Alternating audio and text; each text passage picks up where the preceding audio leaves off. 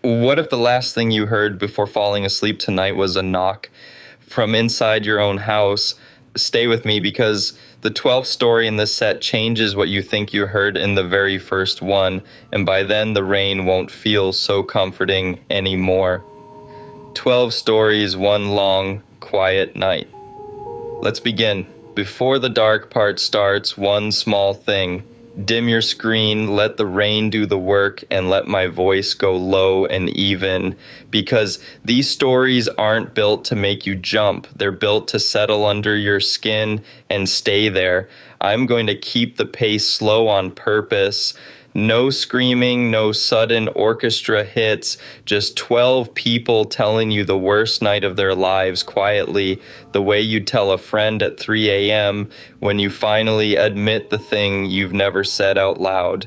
None of these are claimed as true. Think of them as campfire stories with the lights off. But here's the deal I'll make with you. Every story pays off. No slow build that fizzles into nothing. Each one lands somewhere you didn't expect. And I've hidden a thread through all 12, a single detail repeated that most people won't catch until the last story snaps it into focus. If you make it to the end, you'll want to come straight back to the first one. So get comfortable, pull the blanket up. The rain isn't stopping tonight, and neither am I. Story 1 begins with a sound almost everyone has heard and almost no one questions. The first sound in my new apartment was the radiator. That's what I told myself. It ticked and settled, the way old buildings do. I moved in during winter alone, cheap rent, top floor, the kind of place you don't ask too many questions about.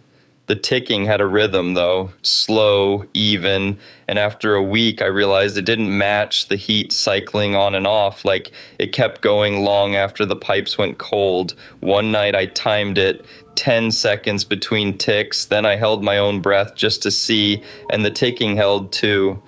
When I breathed, it breathed. I stopped sleeping in the bedroom after that. I dragged a mattress to the living room by the front door, telling myself I'd figure it out in daylight, but daylight never made it quieter. The landlord, when I finally cornered him, wouldn't meet my eyes.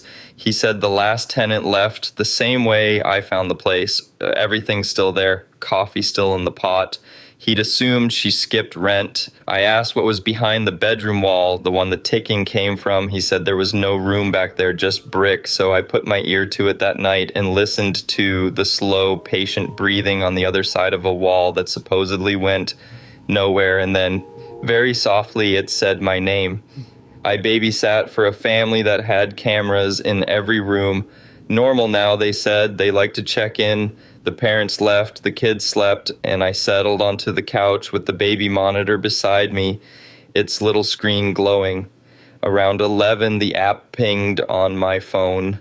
A motion alert. I opened it and saw the nursery, the crib, the baby fast asleep. Nothing moving. I almost dismissed it. Then I noticed the timestamp on the phone feed, and the timestamp on the monitor didn't match. The monitor was showing me something 30 seconds behind, which meant one of them was a recording. I looked from the phone to the monitor and back. Same room, same crib, but on the monitor, a shape was leaning over the baby that wasn't there on my phone. I ran up those stairs faster than I've ever moved, flung the door open. The room was empty except for the sleeping child, exactly like the live feed showed. I stood there gasping, feeling stupid, and that's when I heard the little speaker on the monitor downstairs crackle to life, and a voice I didn't recognize said, "Calm as anything. You looked in the wrong room." The parents only had cameras in 3 rooms. I checked the app history later. There were feeds from 4. The 4th was a room I'd never seen, and it had a bed made up with my jacket already folded on it. I drive trucks, long hauls, and there's a stretch of highway I won't take anymore. Mile marker 9, a 2-lane road through nothing, no towns for 40 miles either direction. First time through, around 2 a.m., I saw a woman walking on the shoulder. No car, no lights, just walking away from me in a thin coat. I slowed to ask if she needed help. She didn't turn around, just kept walking, so I let it go. Plenty of strange people out at night. 6 miles later, she was ahead of me again. Same coat, same walk. I hadn't passed her. There was no way she'd gotten in front of me. I gripped the wheel and drove past without slowing this time, eyes forward. In my mirror, she stopped and finally turned to face the road. I did that trip maybe 20 more times before I quit the route. Every single time she was there, somewhere between mile 6 and mile 12, always walking away, always ahead of me, impossibly fast. One night, exhausted, I made the mistake of really looking as I passed. Her face was fine, ordinary, almost kind. What stopped my heart was that she mouthed something at me, slow and deliberate, 3 words, over and over. I read lips a little. She was saying, "Don't stop here." I never learned what happened to the drivers who did, but there's a reason that shoulder has more crosses on it than any road I've ever driven. There were 5 of us in a group chat since high school. Then one of us died. Car accident, sudden, gutting. We left the chat alone out of respect. His name still sitting there in the member list. 3 months later, at 3 a.m., the chat lit up. A message from him, just, "Anyone up?" We assumed his family got into his phone, some grieving parent, and nobody replied. Then another, "Weird question, but do you remember what the last thing you said to me was?" That's a strange thing for a parent to type. One of us, Danny, answered, said he honestly couldn't remember. Yeah, the reply came fast. "Oh, yeah, I can. You said talk tomorrow." We all remembered that. That was exactly the kind of thing you'd say. Danny asked who this really was. The typing bubble appeared, disappeared, appeared. Then the same person you didn't call back. Here's the part that still keeps me up. His phone was destroyed in the crash. Confirmed.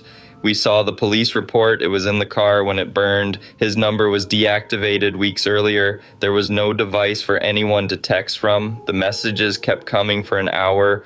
All of us watching, none of us daring to type. The last one arrived just as the sun came up. It said, "It's okay, I just didn't want to be the only one awake." Then the chat went quiet forever. And every one of us, to this day, dreads being the last one still up at night. Now stop for a second, because this is the part I promised, and it changes everything before it. Go back through the stories in your head. The breathing radiator that ticked every 10 seconds, the voice on the baby monitor, the woman at mile 9 mouthing 3 words, the message that came from a phone that no longer existed. Did you notice? Every single one happened at the same time, around 3 in the morning, the dead hour. And here's the unsettling fact underneath the fiction. 3 to 4 a.m. is genuinely when the human body hits its lowest point. Core temperature bottoms out, cortisol is at its floor, and your brain's ability to tell a real threat from an imagined one is measurably weaker. Sleep researchers actually call it the hour of the wolf. Your mind is at its most suggestible, its least defended. That's not a coincidence in these stories. It's the engine. The teller in each one wasn't necessarily haunted. They were awake when no one is supposed to be awake, when the brain fills silence with meaning. So as you lie here listening, notice something. It's probably getting close to that hour right now, which is exactly why the second half of this set hits differently, because these next stories don't happen to people who go looking for the dark. They happen to people who were just trying to sleep, like you. The 6th story starts with a woman who did everything right, locked every door, and still woke up to find the one thing no locked door can keep out. I live alone and I'm careful. Deadbolt, chain, windows checked. It's a ritual, not paranoia. That night I did all of it, same as always. I woke up around 3 with the specific certainty that something was wrong, that animal feeling before your brain catches up. The house was silent. Then I noticed my bedroom door, which I always sleep with closed, was open a few inches. I told myself I'd left it. I got up, closed it. went back to bed. 20 minutes later, I heard it click open again, slowly. On its own, I lay frozen, watching the gap widen in the dark, and I did the only thing my body would let me do. I pretended to be asleep. I heard footsteps, soft, careful, someone who knew how to move quietly, crossing my room. They stopped at the side of my bed. I could hear breathing above me. For 4 minutes, I know because I stared at my clock the entire time. Someone stood over me while I faked the slow breaths of sleep and prayed. Then the footsteps left. Front door opened, closed. When I finally moved, I checked everything. Deadbolt still locked, chain still on, every window latched from the inside. There was no way in and no way out. And yet the chain was on, meaning whoever left had locked it behind them from inside. On my nightstand, where nothing had been, sat a single house key, my spare, the one I'd lost 2 years ago. I signed up for a paid sleep study, easy money, they said, just come sleep in our lab and let us monitor you. Small clinic, kind staff, electrodes on my scalp, a camera in the corner, a technician watching all night from another room. First 2 nights, nothing. Third night, the tech woke me at 4 and asked very gently if I remembered getting up. I hadn't. I'd slept straight through. She showed me the footage. There I was, sleeping. Then at 3:17, I sat up, eyes open, completely still, and I stared directly into the camera for 11 minutes without blinking. Then I lay back down. Sleepwalking, she said, except sleepwalkers move. I hadn't moved a muscle. What bothered her more was the reading. My brain waves during those 11 minutes matched someone wide awake and terrified, but my body registered deep sleep, 2 states that can't happen at once. She asked if I'd ever done this before. I said no. She hesitated, then admitted the woman in the room before me had the exact same episode, same time, same 11 minutes, same dead stare at the lens. I asked what happened to her. The tech went quiet, then said she'd left the study early and didn't collect her payment.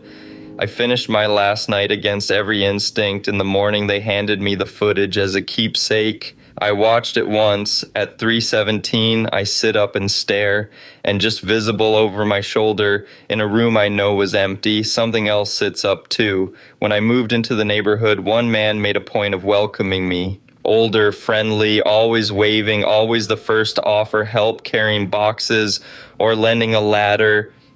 Everyone loved him. He was the guy who watched houses when people traveled, fed the cats, brought your bins in. I trusted him completely, gave him a key when I went out of town like half the street had. It was months before I noticed the small things, how he knew details I'd never told him, that I'd changed jobs, that my sister visited, an argument I'd only had inside my own kitchen. I chalked it up to a small town, gossip, coincidence. Then one night I couldn't sleep and stood at my dark window with the lights off. Across the street, his house was black too, but I could see him standing at his own window, not looking at his yard, looking at my house, not moving. I watched him watch me for over an hour. The next day, he waved, cheerful as ever. I started paying attention after that. He was always positioned to see, always home when you'd expect him out. And when the police finally searched his place, after a girl 2 streets over went missing, they found a wall of keys labeled, one for nearly every house he'd ever offered to watch, and they found notebooks, years of them, detailing when each of us slept, when we woke, when we were home alone. Mine was the thickest. The last entry was dated the day before they arrested him. It read, "Almost ready." I have trouble sleeping, so I started recording myself at night. An app that only saves audio when it detects sound, so I could check if I snored or talked. Mostly it caught nothing, rustling, a car outside, my own breathing. Then one morning I had 40 minutes of saved clips instead of the usual 2 or 3. I put in my headphones and listened. The first clips were normal, me shifting, a sigh. Then at 2:40, a clip of a voice, low, close to the mic, not mine. It said one word I couldn't make out. The next clip, 2:44, the same voice, clearer, she's still asleep. My blood went cold, clip after clip, all night, a conversation, because there was a second voice now, further from the phone, answering, two people in my room talking about me while I slept for hours, and I never woke up. The last clip was recorded at 5:55, right before my alarm. Just before it cuts off, the close voice, the one right beside my pillow, says clearly, "Same time tomorrow." I don't record anymore. I stopped, thinking that if I couldn't hear them, they wouldn't be real. But here's what I never told anyone, the thing that made me move out entirely. When I checked the app's log to delete everything, the recordings had all been played back once already. That morning, before I ever touched them, someone had listened first. Here's the one I saved, the one that ties the thread. A woman wrote that she'd been listening to scary stories to fall asleep for years. It relaxed her, the calm voice, the rain. One night she was drifting off to a story about a breathing radiator when she noticed the ticking in the story matched a ticking in her own apartment 10 seconds apart. She paused the audio, the ticking kept going. She lived in a modern building, no radiators. She told herself it was the narrator still playing, so she pulled out her earbuds, and the voice kept talking, soft and even, coming not from her phone, but from the dark corner of her room. It was still telling the story, her story. It described her lying in bed, earbuds out, heart racing, in real time, a half second before she did each thing, and then gently the voice said, "She's the 12th one to listen this far. She won't remember hearing this in the morning. None of them do." That's the thread. If you caught it, every story tonight happened at 3 a.m. to someone who was just trying to sleep, and every one of them was, in a sense, being narrated, watched, told. The stories weren't warnings about them. Look at the time. Notice how relaxed you are. Notice how you can't quite remember when the last story started. That's the whole trick of the Hour of the Wolf. You never notice you've been listening a little too long, so let the rain keep going. You made it through all 12, which means you're one of the ones who stays awake a little longer than they should. I say that with affection because so do I. Nothing in this room is watching you. It was only ever a voice and some rain and a story about the strange, soft hours when the mind gets honest about its fears. That feeling in your chest right now, the pleasant heaviness pulling your eyes closed, that's real. That's just your body finally letting go. Let it. If any of these settled under your skin the way the good ones do, that's the whole point. I'll keep making these quiet, careful in the dark stories for exactly this hour for people like you. Breathe slow, the rain will play on, and remember the deal I made at the start. Every story pays off, even the last thing you hear before you're gone.